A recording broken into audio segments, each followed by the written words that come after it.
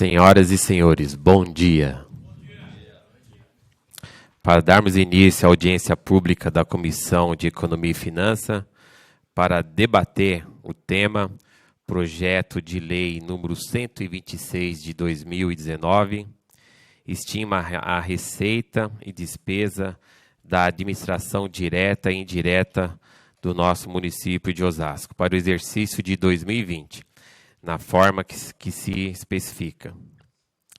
Em seguida, convido o nobre vereador Aparecido Toniolo, que está aqui, desde já agradeço, para secretariar aqui os nossos trabalhos. Anuncio aqui a composição da mesa: Pedro Sotero, secretário de Finanças, Bruno Mancini, secretário do Planejamento e Gestão de Osasco, Karine Donizete Simões, subsecretária do Tesouro do município de Osasco. Quero informar aqui os membros dessa Comissão de Economia e Finanças. Os membros dessa comissão: eu, Cláudio Henrique da Silva, como presidente, Antônio Aparecido Toniolo, como relator, Valdenir Luiz de França, Unida Pizzaria, como membro, Josias Nascimento de Jesus, como membro, e Daniel Matias da Silva, como membro. Muito obrigado a todos. Solicito ao senhor secretário que anuncie a presença dos senhores vereadores na lista de presença para que tomem assento em seus lugares. Senhor presidente, bom dia a todos e a todas. Senhor presidente, assume aqui os senhores vereadores, Vossa Excelência, este vereador que vos fala, o vereador Daniel Matias, que faz parte da comissão, também o vereador Francisco de Paula Oliveira Leite, que está presente, e o vereador Jefferson Ricardo da Silva, e alguns representantes dos senhores vereadores. E a doutora Régia, que eu não a vi entrar, também já está presente, senhor presidente. Esses são os vereadores e vereadoras presentes. Solicito ao senhor secretário que proceda à leitura do ofício 100 de 2019. Senhor presidente, antes de passar a leitura do ofício, anunciar aqui a presença já anunciada por Vossa Excelência, porém mais algumas pessoas, que é a Karine Simões, secretária de Tesouro Municipal, Bruno Mancini, secretário de Planejamento, o nosso secretário de Finanças, Pedro Sotero, Ana Cláudia, assessora do secretário da CEPLAG, o Antônio Carlos, assessor da CEPLAG, Jaqueline Rocha Santos, diretora de orçamento da CEPLAG, Diego Muniz Marcela, diretor de Departamento de Prestação de Contas, Bruna Gaiaski, Secretaria de Finanças, Luciene Gasparini, Departamento de Orçamento da Secretaria de Finanças, e Giovana Vegas, Mídias Sociais de Finanças. Passo a ler agora o ofício das comissões, número 100, 2019, ao excelentíssimo senhor Ribamar Antônio da Silva, presidente da Câmara de Vereadores. Assunto: audiência pública. Senhor presidente, informo a Vossa Excelência sobre a realização de audiência pública nos dias 31 de outubro, próximo passado, de 2019, e 12 de novembro, dia de hoje, ambas às 10 horas, no plenário Tiradentes, pela Comissão de Economia e Finanças, sobre o tema Projeto de Lei 126/2019, que estima a receita e despesas da administração direta e indireta no município de Osasco para o exercício de 2020, na forma que especifica. Assim, solicito, para a realização do evento, convocação dos senhores funcionários para serviços de coordenação de audiência, recepção, confecção de livro, ficha, presença e acolhimento, som multimídia, imprensa, TV e foto, gravação, copa e limpeza. Solicita ainda que seja enviado convite através de e-mail aos senhores vereadores para a ciência e aos membros da comissão. Atenciosamente, Cláudio Henrique da Silva, presidente da Comissão de Economia e Finanças.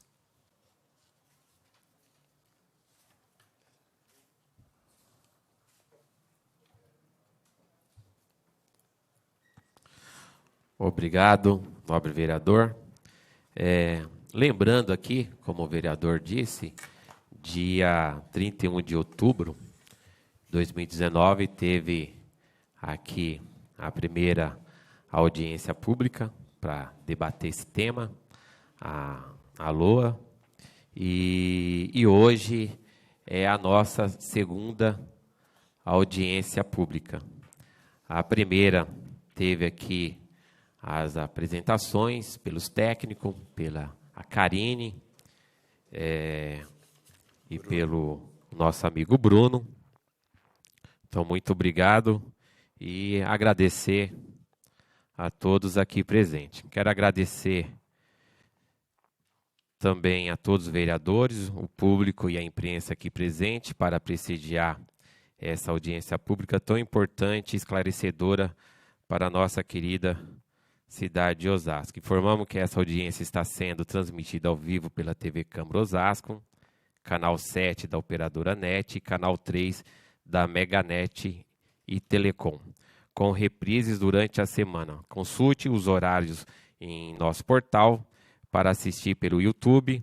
O evento estará disponível e poderá ser assistido a qualquer momento na internet, no endereço www.osasco.sp.leg.br.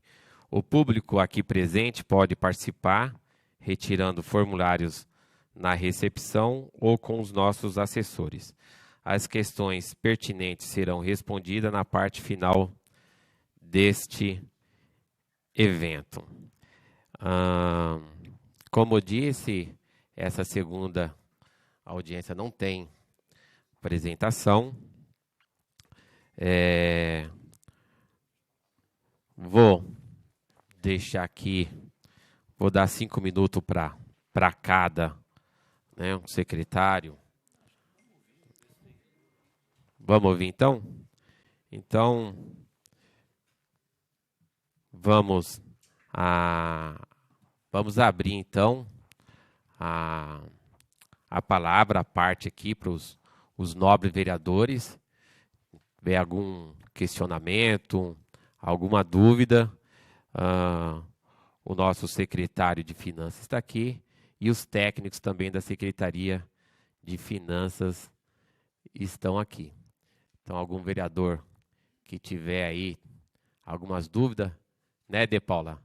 De Paula estudou a noite toda, vem estudando, já tem uma semana, e eu creio que tem aí algumas dúvidas ou sugestão. Algum vereador quer? Não? Quer falar por último?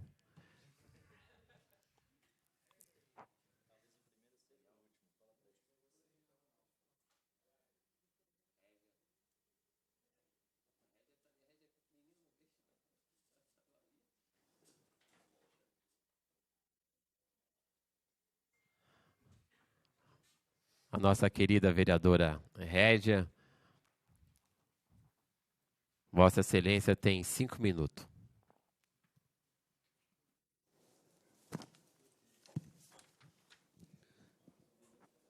Bom dia, senhor presidente, senhor secretário Pedro, Karina, secretário Bruno, vereadores presentes, público presente. Eu gostaria que fosse esclarecido algumas dúvidas que eu anotei na análise.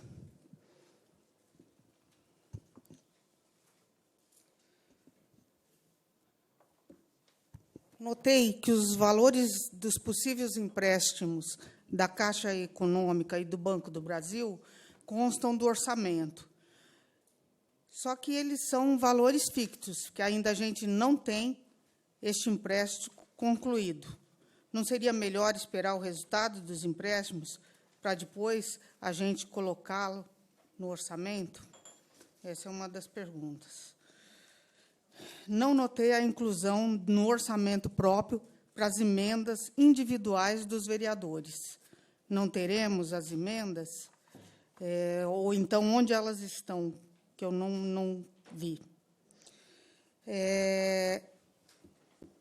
No quesito operações de crédito, consta um valor de 377 milhões, 377.010.142, e não o valor dos empréstimos como definido. Nós temos mais empréstimos, nós vamos pedir um valor a maior, o empréstimo é de 377, ao invés de 296, como foi proposto e autorizado por esta Câmara. Outra coisa que eu percebi é que também tem uma operação de crédito referente a este ano, que vai passar para o ano que vem, que é de 105, 113 e 341 milhões. Então, de que trata esse crédito? Na LOA, a terceirização da educação, mais especificamente no mundo da criança, tem como orçamento de remuneração de pessoal os seguintes valores. Na CEI FitoSul, Mundo da Criança FitoSul, tem o valor de remuneração de R$ 1.295.660. Na CEI FitoNorte, 350 milhões. Mil. Na CEI Jardim Conceição, 341. Na CEI Vila Mengue, 341.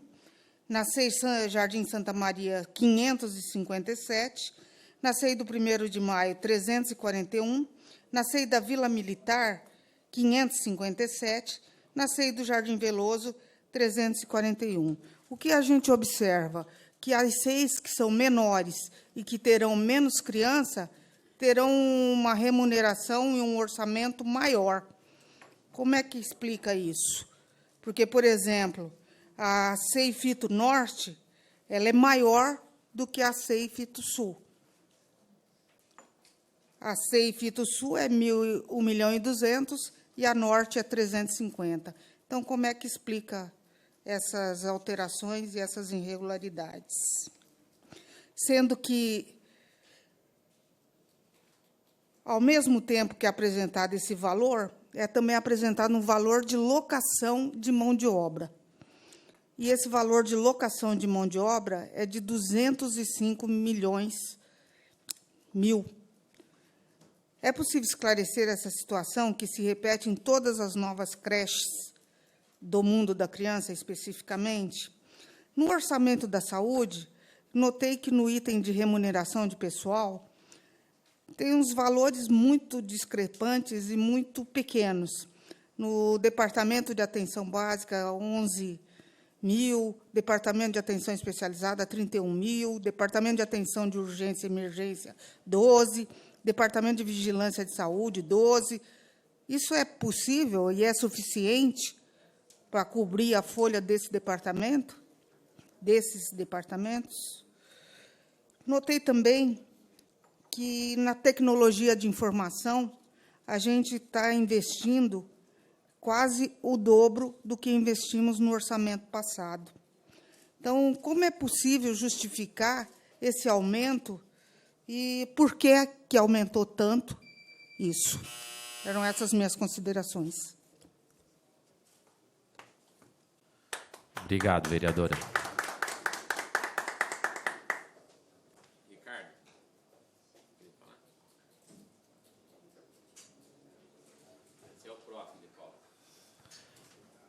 Vereador De Paula.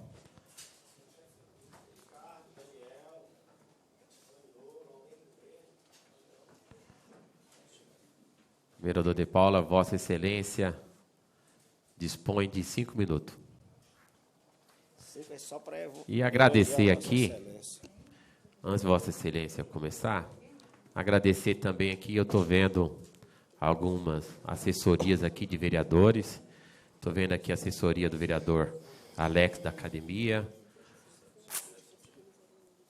estou vendo aqui a assessoria do senhor Jair Assaf, da Lúcia da Saúde, vereador Ralph, do nosso presidente Ribamar e do vereador Batista e do Pelé também. Obrigado pela presença e registrar aqui a presença do nosso vereador Rogério Santos. Obrigado. Vereador, Vossa Excelência dispõe de 5 minutos. Cumprimento o presidente desta audiência, o vereador Cláudio Dolacadora, em seu nome cumprimento toda a mesa, todos os presentes que acompanham essa audiência pública. Vou fazer aqui, presidente, uns questionamentos. Qual o percentual de reajuste do IPTU previsto na LOA para 2020? Qual o percentual de reajuste previsto na LOA para 2020 nos vencimentos dos servidores públicos, o que vai aumentar aí para os funcionários prestar um bom serviço para o nosso município. A previsão de receita proveniente dos royalties do pré-sal na LOA para 2020, se positivo, qual o valor previsto e qual será a sua destinação? Uma das premissas da PEC 45, que trata da reforma tributária, é a cobrança do tributo predominantemente no destino onde efetivamente se dá a posse do bem ou prestação do serviço, independentemente da localização do fornecedor prestador. Isso terá um impacto direto no ISS, um dos tributos de competência dos municípios. Pergunta: qual a previsão de risco considerada na LOA para 2020? Qual tem sido a arrecadação mensal proveniente do estacionamento rotativo da Zona Azul? E qual a sua destinação? Referente às multas de trânsito aplicado pelos agentes municipais, pergunta-se qual tem sido a arrecadação mensal e a sua destinação? As multas. Tem bastante gente aplicando aí, eu tenho encontrado eles, um grupo de amarelinho aí com a caneta na mão, escrevendo direto. A possibilidade de parcelamento, tal como previsto na Lei 4.908/2018, está sendo concedida? Existe uma lei que nós aprovamos aqui, foi sancionada, permitindo o parcelamento das multas municipais. Estamos aguardando a regulamentação, gostaria de uma explicação sobre esse assunto. As permissões onerosas de espaço público em Osasco são disciplinadas pela Lei número 4.595/2013. Pergunta-se, qual tem sido a arrecadação mensal proveniente dessas permissões? Os permissionários do terminal rodoviário e do Shopping das Flores, da Casa do Empreendedor, estão todos regularizados? Existe previsão de reforma ou construção de uma rodoviária para o município de Osasco? A nossa comissão esteve presente na rodoviária, viu que está tudo interditado, fechado, o nosso povo está sendo embarcado no meio da rua. Todos os senhores vereadores dessa casa assinaram os 21, assinamos um ofício e entregamos na mão do prefeito. Então, gostaria de saber a previsão para reforma ou construção de uma rodoviária no ano de 2020. E qual a situação atual do processo da construção do Paço Municipal no Conjunto Aervi? Como está aquela obra e se existe possibilidade de construir ali um hospital que tanto o povo nosso precisa para melhorar a saúde do nosso município? Muito obrigado. Aguardo a resposta de todas as perguntas.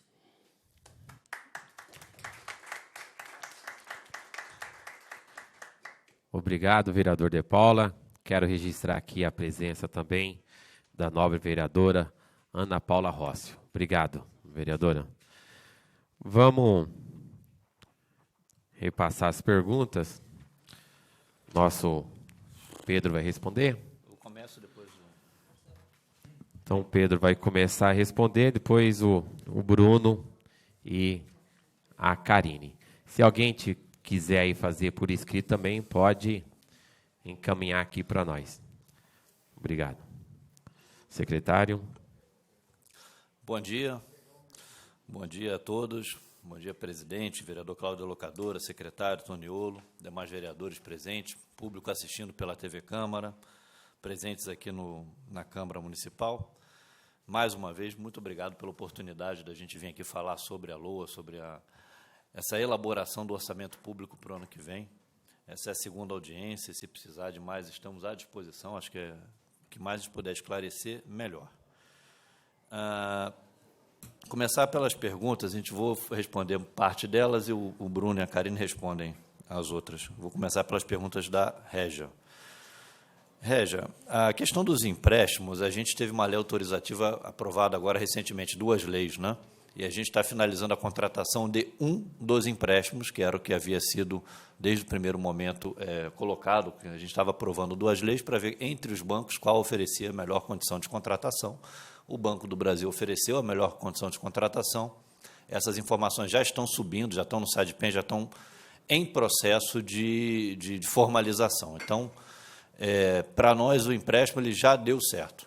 Acho que a partir do momento que a gente começou a entrar na tramitação burocrática de etapas junto ao Tesouro Nacional, enfim, mas já foi aprovado na diretoria do banco, ele já está em andamento dentro do que a gente pode especificar. Então, vai ser o empréstimo feito pelo Banco do Brasil. Na LOA, a gente considera não só esse empréstimo, que são 296 milhões, a gente também considera o empréstimo que veio, já tinha sido aprovado anteriormente por essa casa, da Desenvolve São Paulo, que são 30 milhões, e ainda temos o do PIMAT, do BNDES, que havia sido aprovado já também no passado, que a gente também onera nessa lei. Então, esse valor que Vossa Excelência aponta, na verdade, é o somatório desses empréstimos que já estão autorizados e em execução. Tá? A questão da tipificação da folha da saúde, vereador, eu vou deixar a questão da FITO. A FITO só uma questão técnica. A gente não entende que a FITO ela é do município, ela pertence ao município, ela é uma fundação em regime autárquico do município. Então, a gente entende que a execução das ações por ela, para nós, não é considerada uma terceirização. Tanto é que ela está na peça do orçamento público do município, né? Não é um contrato privado. Mas o Bruno talvez tenha mais informações para falar sobre a questão dessa diferença apontada no orçamento. A questão da folha de pessoal da saúde, a gente fez uma projeção, já antecipando uma pergunta do vereador De Paula, todas elas foram provisionadas. O crescimento que a gente entende que é vegetativo, ou seja, todo ano, se não houver nenhum reajuste de nada, a folha média aumenta 5% só das progressões normais que ela tem, e mais uma perspectiva de reajuste que a gente estava arbitrando, não sei se chegava, somando os dois, chegava em 7%, 8%, enfim, algo parecido com isso. Tá? São as estimativas que a gente faz. O valor ele só é definido na mesa de negociação em maio, que é quando a gente consegue colocar. O que a gente faz é apenas prever uma margem para que tenha o reajuste e o crescimento vegetativo da folha. E na composição do orçamento, vereadora, existem várias rubricas de diferentes fontes de pagamento. Então, assim, quando você vai pagar a rescisão, você coloca um valor, quando você vai pagar salário direto é outro, enfim. Então, esses valores que foram citados, eles não são referentes ao salário direto, está dentro da composição da folha, mas ele não é a folha em si de remuneração de salário. A gente, por exemplo, a gente teve um passado de carregar um volume muito grande de rescisões. Você paga a rescisão por uma determinada rubrica orçamentária. Lógico que essa rubrica não tinha o volume inicial, a gente foi mudando ao longo do ano. Vou aproveitar a questão dos investimentos da TI, eu estou levantando, retorno, daqui a pouco eu respondo, porque, para mim, essa variação, a gente vai só apontar. O que a gente teve ano passado, na verdade, foi uma reorganização dentro do que foi dos encargos, ou seja, não é que a gente está fazendo mais ações, a gente reorganizou o que estava pulverizado e concentrou nos encargos gerais sob gestão de finanças. Então, não é que estamos ampliando necessariamente o volume de investimento. A gente só reorganizou esses investimentos dentro da peça orçamentária. Tá? Então, essa deve ser a mudança que Vossa Excelência falou. A gente previu, vereador De Paula, o reajuste estimado em pouco mais de 3%, mas esse do IPTU, mas esse valor ele fecha esse mês. Na verdade, a gente tem uma variação do IPC, que é o índice que corrige o FMO, que é o que faz a correção de todas as despesas e taxas e impostos do município. Ele fecha esse mês. Então, qualquer valor que eu te passe agora, antes de ter o fechamento oficial, a gente fez uma estimativa. Pode ter algum ajuste, mas assim que a gente fechar, vai ser publicado por decreto, a gente comunica a essa casa para que você tenha um valor exato do que vai ser efetivamente aplicado. Tá? Percentual de reajuste de pessoal, acho que eu já falei. A previsão da receita do pré-sal. A gente recebeu uma primeira análise, vereador, de que esse valor deverá ficar em torno de 3,5 milhões de reais. Né? É engraçado que, quando o governo federal fala que vai vir não sei quantos bi, e aí você divide por 6 mil municípios, tira a parte que é dos estados, tira a parte que é de todo mundo, e, no final das contas, veio para cá 3,5 milhões. A gente está aguardando um pouco ainda a regra de como é que esse valor vai ser efetivamente repassado. Mas 3,5 milhões dentro da nossa peça orçamentária também não é algo que vai causar um desequilíbrio. A gente está falando de um orçamento de 3 bi. Então, assim, o valor a gente esperava que fosse mais, mas parece que o valor do leilão não foi exatamente o que o governo federal imaginava, e o valor previsto de repasse, feito segundo o cálculo da Frente Nacional dos Prefeitos, para Osasco é em torno de 3,5 milhões. Deram uma data inicial de previsão de repasse para 21 de dezembro. Mas eu ainda não tenho como precisar, porque a gente ainda está aguardando regulamentação do governo federal. Não sei se essa era a dúvida, se era desse tributo que a gente estava falando, mas, se for esse. A questão da PEC da tributação, vereador, a gente tem debatido muito, inclusive em Brasília e com outros municípios. Na verdade, existem 6 propostas em andamento no Congresso.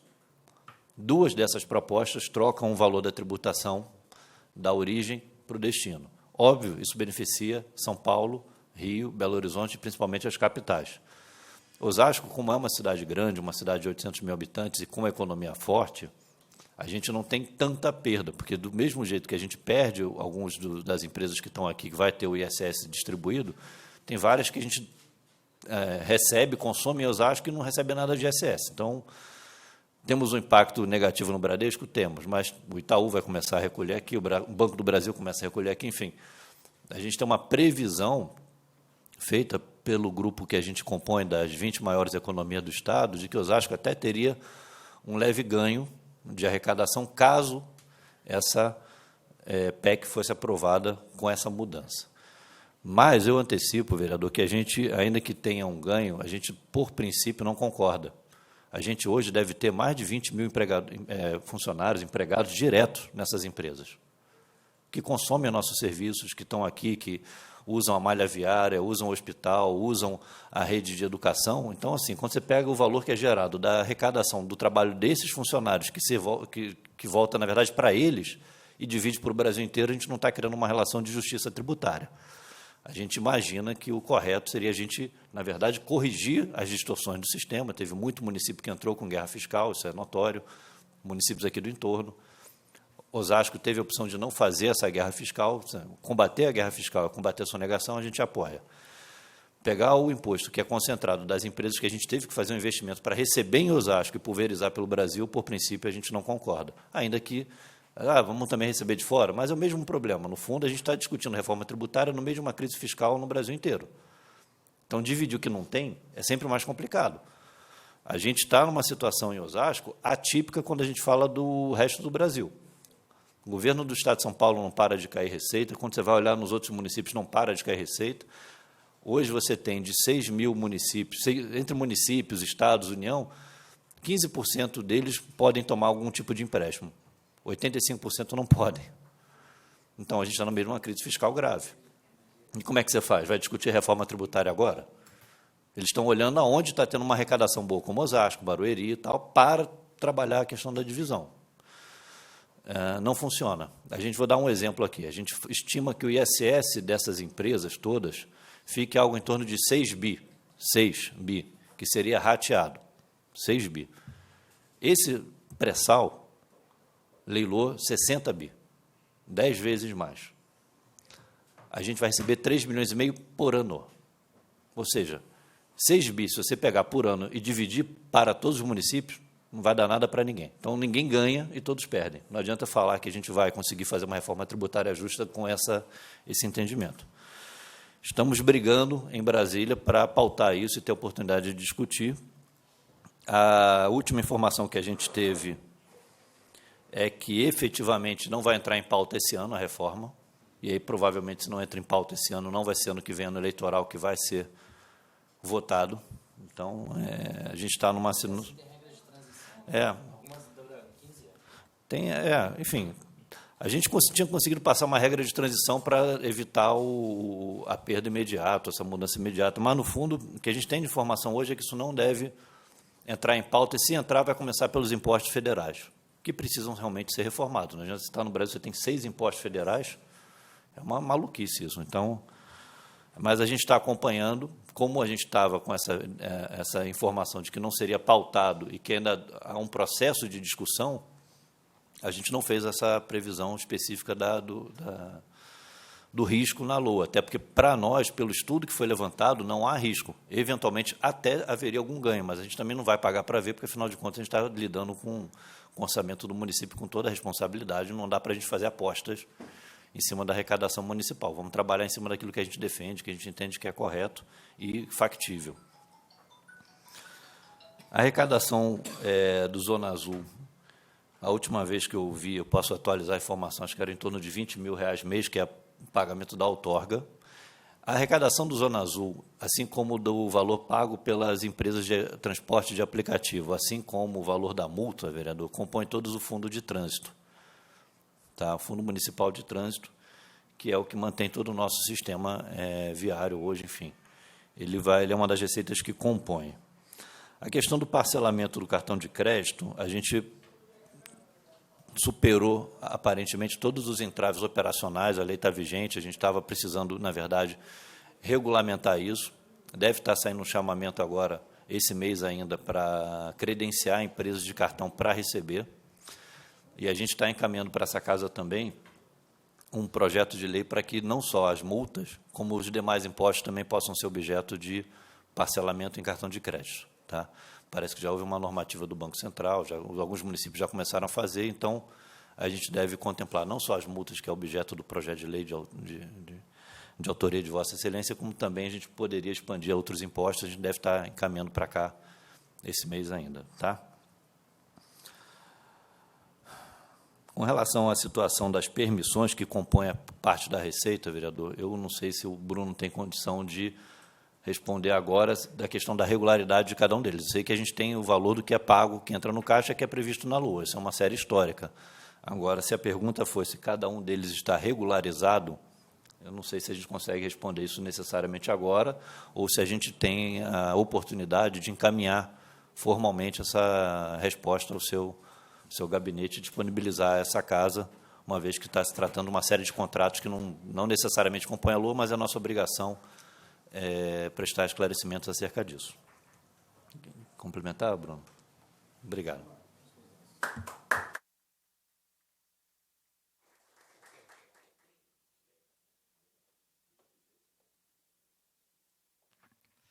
Bom dia a todos e a todas. Vereador Claudinho, obrigado mais uma vez por nos convidar a prestar esses esclarecimentos. É sempre muito importante a gente agir com transparência, com democratização da informação. A gente acredita que desmitificar o orçamento para que as pessoas possam participar, debater, discuti-lo, é uma das formas de gerar cidadania. Em relação às perguntas, vou complementar rapidamente o que o Pedro já veio respondendo. É uma prática, só a respeito ainda dos empréstimos, a gente democratizar as informações. A sociedade osasquense não saberia operações de crédito e o que, principalmente, seriam feitos a partir desses recursos se não estivessem contidos na lei orçamentária, ainda que em fase de contratação, além daquelas que já estão contratadas. A mesma coisa em relação às emendas. As emendas estão dedicadas na estrutura da Secretaria de Governo, na ação específica 1041, vereadora Régia. É a ação destinada para as indicações, né, de emendas parlamentares. A gente chama de emenda parlamentar por uma conveniência e uma familiaridade com o termo, mas, na verdade, é uma dotação orçamentária que fica represada lá na Secretaria de Governo e ela é acionada mediante indicação parlamentar de algum projeto cuja viabilidade e execução se dá de responsabilidade de uma secretaria específica, né, para a qual ela vai ser destinada. Sobre os valores da operação de crédito, o Pedro respondeu. A gente tinha as operações de crédito desse ano que estavam já contratadas, né, estão sendo executadas a maior parte delas. Em relação à FITO, a diferença principal em relação à da Zona Norte sobre a Zona Sul é a fase em que cada uma está, né? Então, a despesa com obras e investimentos se concentra muito mais na Zona Norte, porque as obras ainda vão começar lá. Então, a parte de pessoal é menor do que a da Zona Sul, que já está em fase conclusiva. Tem uma questão de finalização com a Eletropaulo, Enel agora, né? Da parte elétrica, que ainda é um pouco complexa de resolver, mas até o final do ano deve ser concluída a obra. Então, tem um ano cheio de despesa com pessoal, ao contrário de lá da Zona Norte. Então, a gente foi fazendo esse rateio de despesas a partir das previsões de contratação.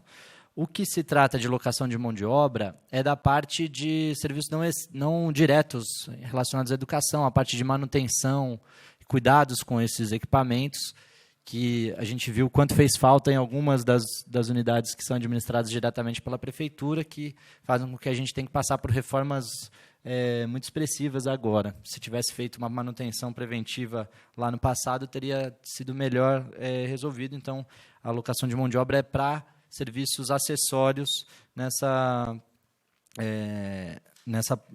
proposta de trazer um programa que amplie, sim, as vagas na educação infantil, mas que garanta a qualidade, não só do ponto de vista pedagógico, mas do ponto de vista de estrutura e funcionamento das unidades. Sobre a questão da saúde, o Pedro respondeu, né, as projeções de folha são calculadas, né, várias vezes ao longo do ano, né? Então, mediante o incremento de pessoal, mediante a saída de pessoal, as reorganizações administrativas, a gente faz concurso, né?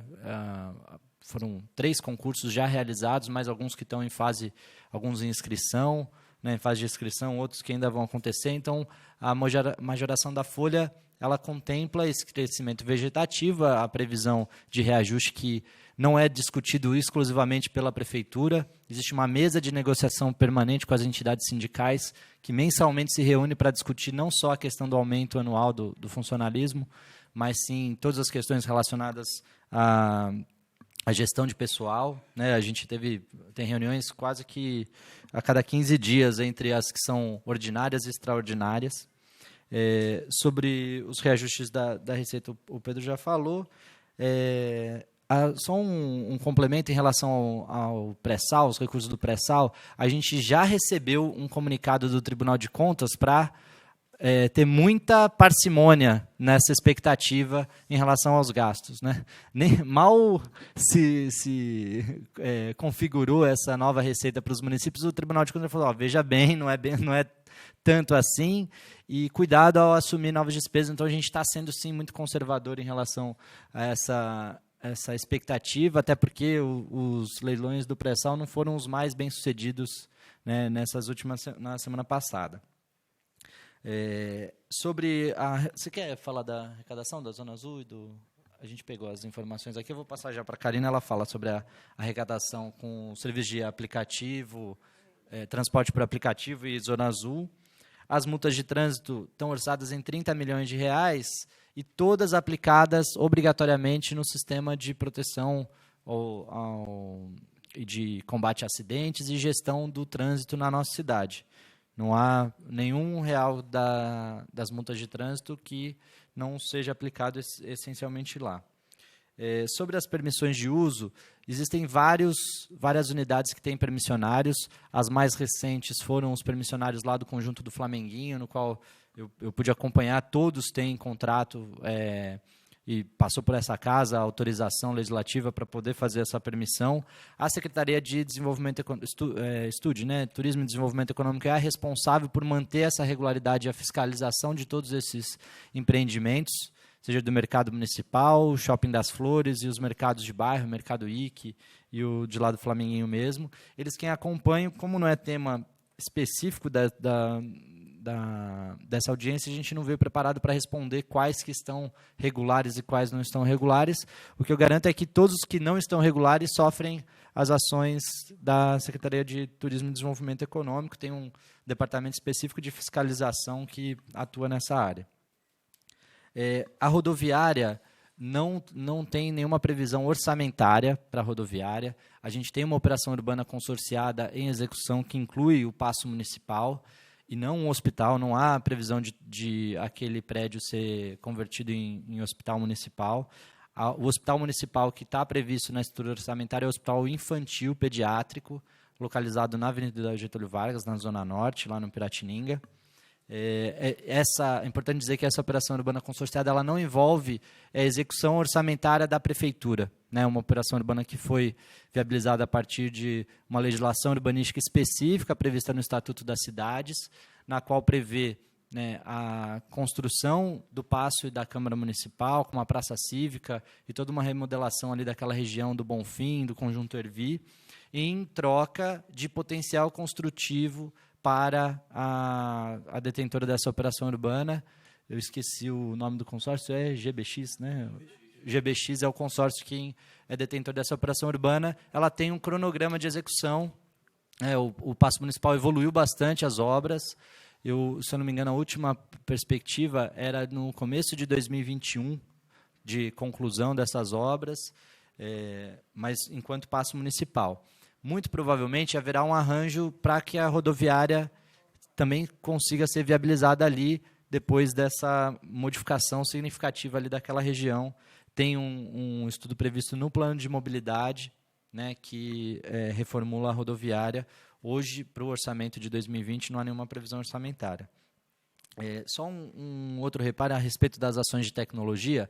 Além daquelas que são associadas à gestão, que o Pedro mencionou, que ficam concentradas, centralizadas em cargos gerais, essas são aquelas voltadas para a gestão, né, para aperfeiçoamento e melhoria até dos centros de custo. A gente reduziu muitos custos com inúmeras ações relacionadas à tecnologia da informação. Agora, é importante mencionar que a tecnologia também está a serviço de outras funções. Então, a gente tem tecnologia na segurança pública, tecnologia no sistema de mobilidade, e boa parte dos incrementos das ações de tecnologia, foi 12% do orçamento de 2019 para 2020, estão seguramente concentradas nessas ações relacionadas à segurança e gestão do trânsito na cidade. Acho que esse era o principal. Se tiver faltado alguma coisa, vocês, por favor, me corrijam. E eu vou passar para a Karina falar do resto das receitas. Então,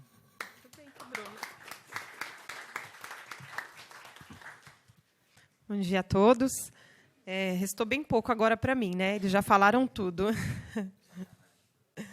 Que bom, né? Eu vou complementar aqui sobre o risco, né, do ISS. É só um complemento. É muito difícil para o técnico que faz as projeções, de Paula, compor esses valores. Por quê? Porque a gente está trabalhando com números incertos. Então, acho que eu até expliquei na outra apresentação o que ocorreu para 2019. Para 2019, a gente teve uma projeção do ISS muito prudente e conservadora. E o que ocorreu? Quando eu tomo essa decisão também muito conservadora, eu também corro um risco. Porque o que ocorreu? Eu arrecadei bem mais do que eu orcei. Eu tenho um orçamento aqui, ó, previsto de 592 milhões. A gente tem uma previsão de arrecadação em torno de 972 milhões. Mesmo que a gente tivesse aquelas receitas não recorrentes, que foi aquela do ISS do Bradesco, a gente estaria muito acima do que previu. E qual é o impacto disso? Isso impactou diretamente nos limites com saúde e educação. porque aumenta a minha base de cálculo e eu não tenho no orçamento consignado valor suficiente para executar esse orçamento. Então, o que a gente tem que fazer? A Secretaria de Finanças, com os técnicos da Secretaria de Planejamento, a gente tem que fazer as projeções de quanto vai arrecadar e suplementar, né, colocar valores para que a gente cumpra os 25% da educação e os 15% da saúde. Então, olha o risco também que eu corro, desconfigura todo o nosso planejamento. Então, assim, a projeção muito abaixo, considerando tudo isso, ela também é difícil. Então, para o cenário de 2020, com tudo que o Pedro explicou, o Bruno conversou, a gente não manteve uma previsão muito conservadora como nesse ano. Mas, assim, a gente tem também números seguros. Mesmo essa arrecadação que foi com valor prudente para 2019, a gente já esclareceu para o tribunal, e ele acatou. E ele entende que é muito difícil para nós técnicos que faz essas projeções chegar num valor X com todo esse cenário nacional, que para 2018, a gente tinha um cenário de mudança de presidente. Na época que a gente apresentou a LOA, tinha acabado de o processo eleitoral, a gente já vinha trabalhando nessas peças, então tudo isso impacta. Mas, assim, perante o tribunal, a gente consegue justificar essas oscilações. Então, a gente não considera um risco para 2020. E, se ocorrer também, nós tomamos as medidas para isso. A gente acompanha o orçamento mês a mês. A gente tem os contingenciamentos, a gente prima pelo equilíbrio da receita e da despesa. Então, digamos que ocorra isso, que a gente vê que a gente não considera que é um risco. Então, o que a gente faz? A gente contingencia alguns projetos e priorizam outros. Mas a gente acompanha isso bem juntinho, a Secretaria de Planejamento com a Secretaria de Finanças. E com muita responsabilidade, mesmo porque Osasco ela tem sido alvo de fiscalização quadrimestral pelo tribunal. Eles nos auditam praticamente todo mês, tem técnico aqui. E eles vêm numa crescente também de entender os números, as nossas projeções. Eles vão muito além das antigas fiscalizações. Então, assim, a gente não considera um risco ISS para 2020, esse valor orçado. Aí eu vou fazer só um complemento aqui no valor da multa de trânsito, né? Multa não, desculpa, da Zona Azul. A gente arrecadou até 31/10 394 mil, e a gente orçou 468. Eu acho que está numa média aí, o Pedro falou 20, mas, na verdade, está um pouquinho a mais. Está uma média de 39 mil do Zona Azul. E aí tem uma outra que a gente não vinha contando também, que vem numa crescente, que são os serviços de aplicativo, de transporte de aplicativo, Uber 99. A gente arrecadou até agora 1.475.000. Eu acho que eram esses complementos. Muito obrigada.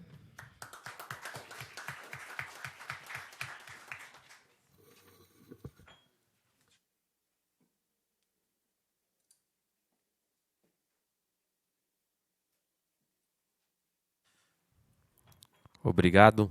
Acabou de chegar uma pergunta aqui do Diógenes Salles. Apesar de previsto no orçamento a manutenção das secretarias, pergunto, por que existem relatos de sucateamento de equipamento, por exemplo, na Secretaria de Obras? Caminhões estão sendo perdidos por falta de pneus. Ele faz duas perguntas. Segunda pergunta, quanto se arrecada e onde é aplicado a arrecadação com pedágio da rodovia Castelo Branco? Não sei quem pode responder.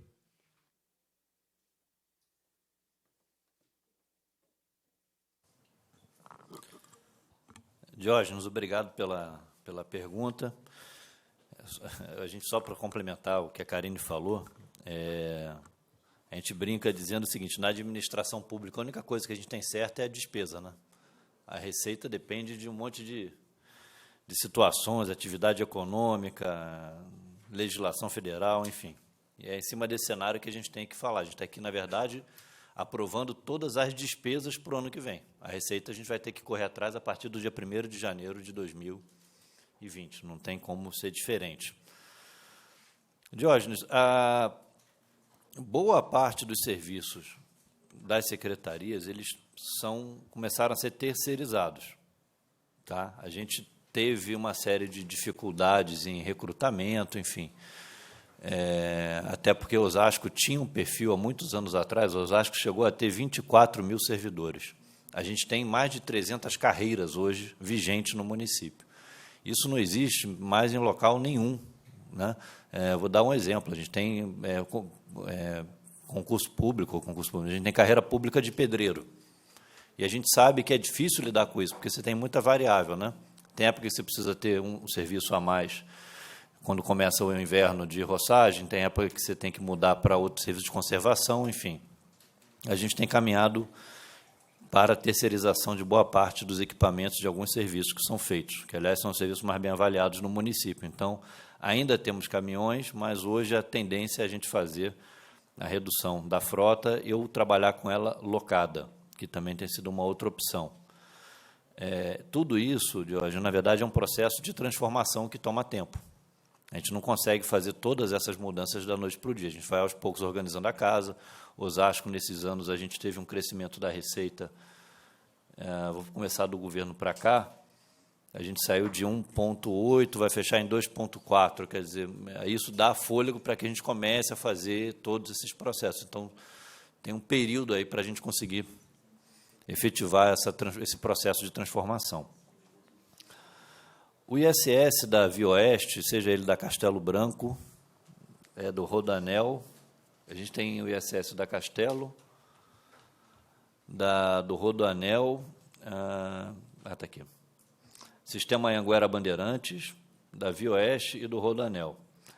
Arrecada-se por mês, ou arrecadou-se expectativa por mês em média. No Rodoanel, R$ 320 mil, em média. A Via Oeste, 401 mil, 400 mil em média, e o da Anhanguera Bandeirantes, 150 mil. É uma arrecadação que compõe o bloco do ISS do município, como todas as empresas que recolhem ISS, como Mercado Livre, Bradesco, enfim, ele é um dos componentes do ISS. Tá? Então, não sei se era essa a pergunta, mas qualquer dúvida estamos também à disposição. Tá bom? Obrigado. Obrigado, secretário. Algum vereador tem mais alguma pergunta, uma dúvida?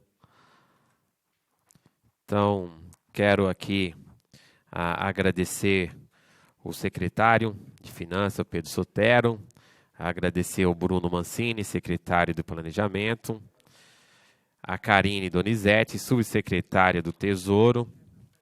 Quero agradecer aqui a todos os vereadores, agradecer ao seu Jair Assaf, que estava acompanhando lá de cima do seu gabinete, o assessor dele aqui estava o representando, agradecer ao vereador Daniel Matias, que faz parte dessa comissão, Comissão de Economia e Finança, a vereadora Ana Paula Rossi, o vereador De Paula, o vereador Ricardo, a vereadora, a doutora Régia. E agradecer a todos os assessores, ao vereador Rogério Santos. Agradecer também a toda a assessoria dos vereadores que estão aqui, a assessoria do vereador Alex, da Academia, da Lúcia da Saúde, do vereador Ralph, o Batista, do vereador Pelé da Cândida e do nosso presidente Ribamar. Informamos que e a todo o público aqui presente, viu? Informamos que essa audiência foi transmitida ao vivo pela TV Câmara Osasco. Para assistir às reprises, consulte a programação em nosso site www.osasco.sp.leg.br. Agradeço a sessão das comissões pela organização e realização dessa audiência pública e aos senhores vereadores e a colaboração para a realização de tal evento. Bom dia a todos, está encerrada essa audiência pública e que Deus nos abençoe. Obrigado.